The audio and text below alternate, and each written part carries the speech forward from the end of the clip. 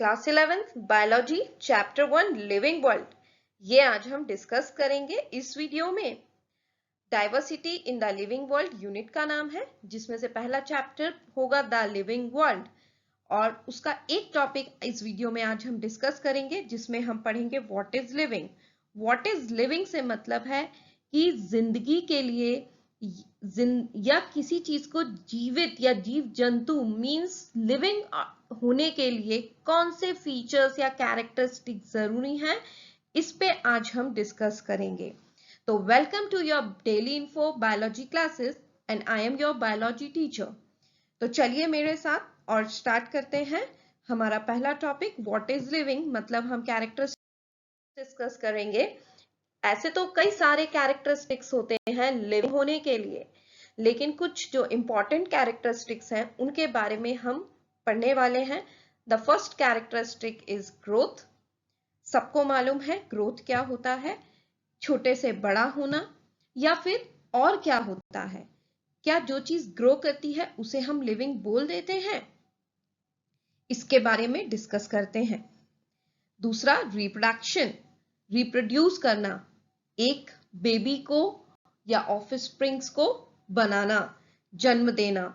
तो क्या ये जरूरी है लिविंग ऑर्गेनिज्म होने के लिए? पता नहीं, डिस्कस करके मालूम चलेगा। Next is metabolism. मेटाबॉलिज्म से मतलब क्या है, हमारे बॉडी में इतने सारे केमिकल रिएक्शंस चलते रहते हैं और इन्हीं सारे केमिकल रिएक्शंस को मिला के हम मेटाबॉलिज्म कहते हैं। इन्हीं केमिकल रिएक्शंस की वजह से तो बॉडी में इतने सारे तरह के काम होते रहते हैं। तो क्या ये केमिकल रिएक्शंस का होना लिविंग ऑर्गेनिज्म के लिए जरूरी है? डिस्कस करेंगे। सेलुलर ऑर्गेनाइजेशन, सेल से बना होना कितना जरूरी है लिविंग होने के लिए? Last consciousness, awareness. तो चलिए ये जो इंपॉर्टेंट पॉइंट्स हैं हमारे कैरेक्टरिस्टिक्स ऑफ लिविंग ऑर्गेनिज्म के एक एक करके हम डिस्कस करते हैं। एनसीईआरटी बुक के अकॉर्डिंग हम अपनी स्टडीज को रखेंगे, क्योंकि चाहे आपका स्कूल का एग्जाम हो या एंट्रेंस एग्जाम हो, हमें सबसे पहले क्लियर होना चाहिए एनसीईआरटी बुक से। ये book word to word, line to line आपको मालूम होना चाहिए, तभी हम अपने स्कोर को बहुत अच्छी तरह से बढ़ा पाएंगे। तो लिविंग के लिए जो सबसे पहला कैरेक्टरिस्टिक जो मैंने आपको बताया था वो है ग्रोथ। तो ये बात बिल्कुल सही है कि सारे लिविंग ऑर्गेनिजम्स ग्रो करते हैं। ग्रोथ के दो कैरेक्टरिस्टिक, ट्विन कैरेक्टरिस्टिक्स होते हैं, जहां पे मास में भी इंक्रीज होता है और नंबर ऑफ इंडिविजुअल्स भी इंक्रीज होते हैं। दोनों ही चीजों को हम क्या कहते हैं? ग्रोथ। अगर हम एक मल्टी सेलुलर ऑर्गेनिज्म की बात करें, मल्टी सेलुलर ऑर्गेनिज्म जो कई सारे सेल से बनता है, वहां पे ग्रोथ कैसे होती है? सेल डिवीजन से। तो एक ही ऑर्गेनिज्म जब छोटे से बड़ा हो रहा है तो उसमें सेल का साइज भी बढ़ता है, वो भी ग्रोथ होती है, या सेल का नंबर भी बढ़ता है, वो भी ग्रोथ होती है। यहां पे अगर हम प्लांट्स की बात करें तो प्लांट्स के केस में ग्रोथ जो है सेल डिवीजन से जिंदगी भर होती है, जबकि एनिमल्स के केस में अगर हम सेल के डिवाइड होने की बात करें ग्रोथ के लिए तो वो सिर्फ एक सर्टेन एज तक ही होती है। सेल डिवीजन वैसे तो एनिमल्स या किसी भी लिविंग ऑर्गेनिज्म की बॉडी में चलता रहता है, ताकि वो लॉस्ट सेल्स को रिपेयर कर सके। इंपॉर्टेंट पॉइंट ये याद रखिए कि यूनिसेलुलर ऑर्गेनिजम्स में भी ग्रोथ कैसे होती है? सेल डिवीजन से।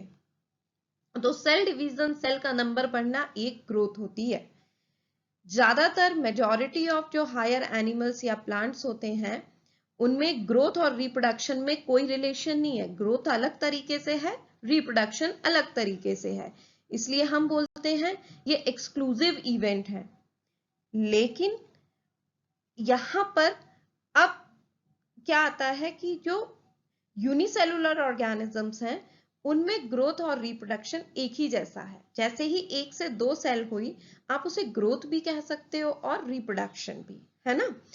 अब यहाँ पे नेक्स्ट पॉइंट ये आता है कि क्या ग्रोथ जिसमें है वो लिविंग है?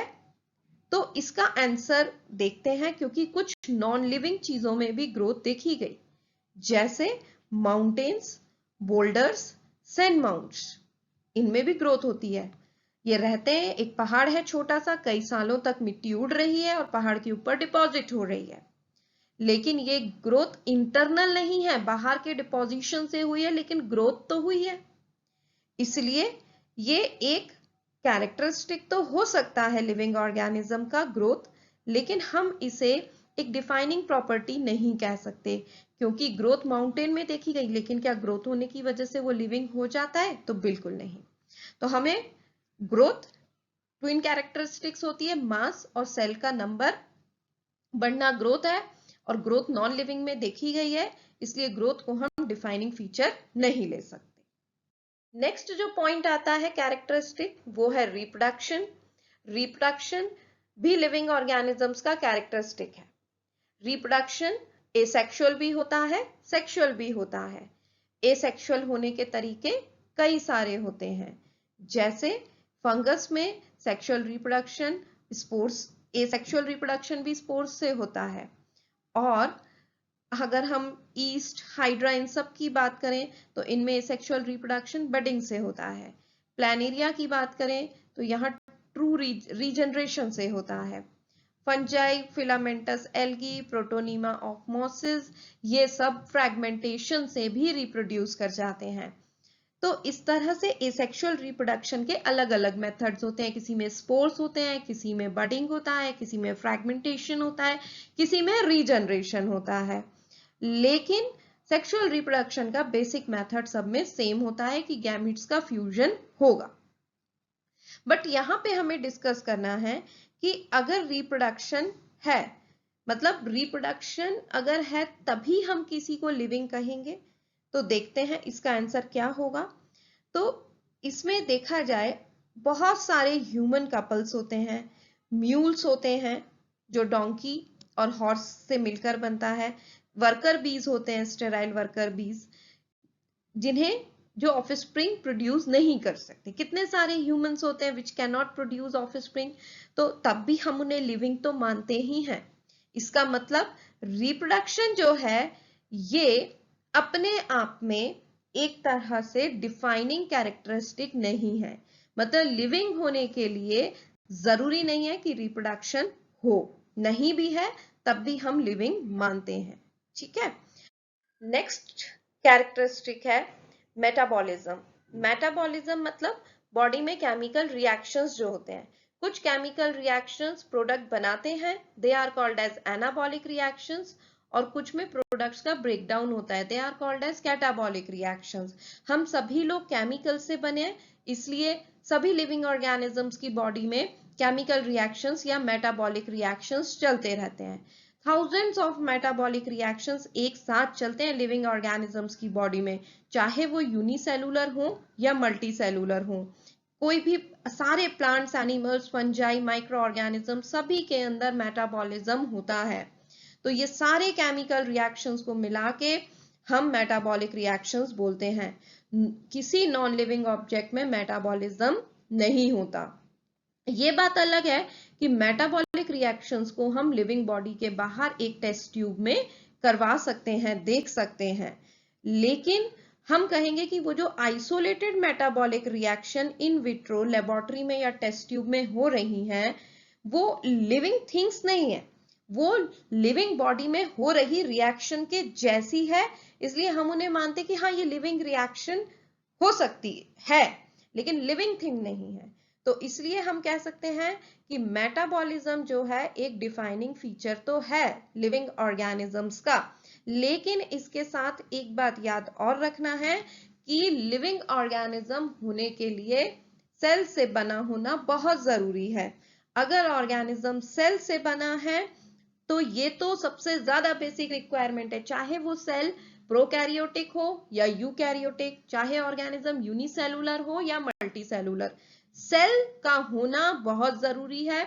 बिना सेल के कोई भी चीज लिविंग हो ही नहीं सकती, तो सेल का होना जरूरी है। सेल के साथ सेल में मेटाबॉलिक रिएक्शन होना भी जरूरी है, इसलिए ये दोनों क्या है, डिफाइनिंग फीचर्स हैं। तो मेटाबॉलिक रिएक्शंस या मेटाबॉलिज्म्स और सेलुलर ऑर्गेनाइजेशन। ओके, नेक्स्ट कुछ और बातें हैं जो आपको मालूम होना चाहिए आपके एग्जाम के पॉइंट ऑफ व्यू से, कि जितने भी प्रोसेस होते हैं वो बहुत सारे इंटरेक्शंस चलते रहते हैं जो हायर क्लासेस में आप पढ़ोगे उसकी वजह से होते हैं। और जो टिश्यूज में जो भी प्रॉपर्टी होती हैं वो इस वजह से नहीं कि वो किससे बना है, बल्कि इस चीज से होती है कि किस तरह के इंट्रैक्शन सेल में चल रहे हैं, उस वजह से किसी भी तरह की प्रॉपर्टी डेवलप होती है। मतलब जितने केमिकल रिएक्शंस या जो भी इंट्रैक्शंस चल रहे हैं उसी पे सब चीजें डिपेंड करती हैं। तो यहाँ पे वी कैन कंक्लूड कि लिविंग ऑर्गेनिजम्स के लिए जो इंपॉर्टेंट कैरेक्टरिस्टिक्स हैं वो हैं growth, reproduction, metabolism, cellular organization and consciousness. But जो ज्यादा इंपॉर्टेंट है वो है कॉन्शियसनेस, मेटाबॉलिज्म, सेलुलर ऑर्गेनाइजेशन। इस चैप्टर को नेक्स्ट वीडियो में हम कंटिन्यू करेंगे। मेरे वीडियो को लाइक कीजिए, शेयर कीजिए, सब्सक्राइब कीजिए, बेल आइकॉन को जरूर प्रेस कीजिए। चैप्टर को कंटिन्यू करेंगे अगले वीडियो में। तब तक के लिए बाय।